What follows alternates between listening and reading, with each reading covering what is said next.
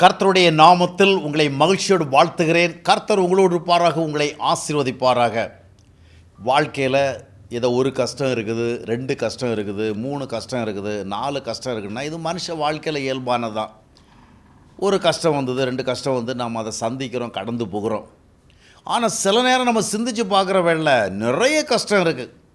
அந்த பக்கம் பார்த்தா கஷ்டமாக இருக்குது, இந்த பக்கம் பார்த்தா கஷ்டமாக இருக்குது, இந்த பக்கம் பார்த்தா கஷ்டமாக இருக்குது, அப்புறம் பார்த்தா நிறைய வாழ்க்கையில் நமக்கு எதிராகவே இருக்கிறது மாதிரி இருக்குது, நிறைய ப்ராப்ளம்ஸ். அப்போ நமக்கு ஒரு வருத்தம் வருது. ஆவிக்குரிய வாழ்க்கையில் வேறு இருக்கிறோம், ஜெபம் பண்ணுறோம், பைபிள் படிக்கிறோம், கர்த்தரை விசுவாசிக்கிறோம், ஆனால் இம்புட்டு பிரச்சனை இருக்குதே, இவ்வளவு கஷ்டங்களை ஆண்டவர் நமக்கு கொடுத்துருக்கிறாரே அப்படிங்கிற மாதிரி ஒரு எண்ணம் வருது.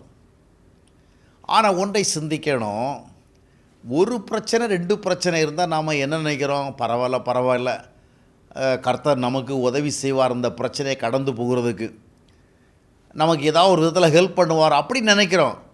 அதே பிரச்சனை ஒரு 4, 8, 10 இருந்தால் என்ன நினைக்கிறோம், ஐயோ வாழ்க்கையில் நமக்கு பிரச்சனைகளே மிஞ்சி போயிருக்கு, எப்படி இவற்றையெல்லாம் நம்ம சந்திப்போம், எப்படி இவைகளை நாம் ஃபேஸ் பண்ணுறது. ஆனால் உண்மை என்னவென்று சொன்னால், ஒரு பிரச்சனை 2 பிரச்சனை இருந்தால் ஆண்டவர் உங்களுக்கு உதவி செய்வார்னு நம்புகிறீர்கள் தானே? அதுதானே 10 பிரச்சனை இருந்தாலும், ஒரு பிரச்சனை இருந்தாலும் நமக்கு தீர்த்து வைக்கிறவர் அவர் தானே. ஒரு நெருக்கடி இருந்தாலும் நமக்கு உதவுகிறவர் அவர் தானே. ஒரு கஷ்டம் இருந்தாலும் நம்மை தாங்குகிறவர் அவர் தானே. அவருக்கு ஒரு கஷ்டம் இருந்தால் தாங்க முடியும்னா நமக்கு 9 கஷ்டம் இருந்தாலும் தாங்க முடியும். 10 கஷ்டம் இல்லை, 100 கஷ்டம் இருந்தால் அவர் சந்திப்பார். அதனால் ஆவிக்குரிய வாழ்க்கையில் சில நேரத்தில் நமக்கு நிறைய பிரச்சனை இருக்கலாம். தாவீதுனுடைய வாழ்க்கையில் பார்க்கும் பொழுது கூட ஒவ்வொரு காலகட்டங்களும் நிறைய பிரச்சனை. ஆனால் அந்த பிரச்சனை எல்லாவற்றுக்கும் மத்தியிலும் கர்த்தர் கடந்து செல்வதற்கு உதவி செய்தார். ஒரு பிரச்சனை இருந்தால் உதவி செய்கிற அதே ஆண்டவர் தான் 9 பிரச்சனை இருந்தாலும். ஒரு நல்ல டாக்டர் இருக்கிறான்னு வச்சிங்களா, நம்முடைய உடல் சம்பந்தமாக ஒரு வியாதி இருந்தால் மட்டுமல்ல, சில 9 வியாதி இருந்தாலும் அவர் வந்து அந்த 9 வியாதியும் குணமாக்குற ஆற்றல் உள்ளவர்னு சொன்னால் நம்ம பயப்பட தேவையில்லை, அவர் நமக்கு நல்ல ட்ரீட்மெண்ட் கொடுப்பார். அதுபோல் ஆண்டவர் நம்முடைய ஒரு பிரச்சனையை மட்டும் தீர்த்து வைக்க வல்லவர் அல்ல, 1-2 பிரச்சனை மட்டும்தான் சமாளிக்க முடிந்தவர் என்பதல்ல. எத்தனை பிரச்சனை இருந்தாலும் சரி, அத்தனை பிரச்சனையும் அவர் சந்திக்க ஆற்றல் உள்ளவரே.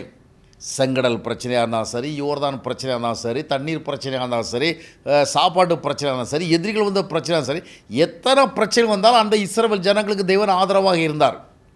அதுபோல் வாழ்க்கையில் எத்தனை பிரச்சனை இருந்தாலும் பிரச்சனையை எண்ணிக்கொண்டிராதிருங்கள். ஐயோ இவ்வளவு சுமைகள் ஆண்டவர் கொடுத்துருக்கிறாரே, இவ்வளவு போராட்டங்களை கொடுத்துருக்கிறாரே. எவ்வளவு போராட்டம் கொடுத்தாலும் வேதம் என்ன சொல்கிறது, நீதிமானுக்கு வருகிற துன்பங்கள் அநேகமாக இருக்கும், ஆனால் 1-2 அவளை விடுதலை ஆக்குவார். அப்படி இல்லை, எல்லாவற்றிலிருந்து விடுதலை ஆக்குவார்.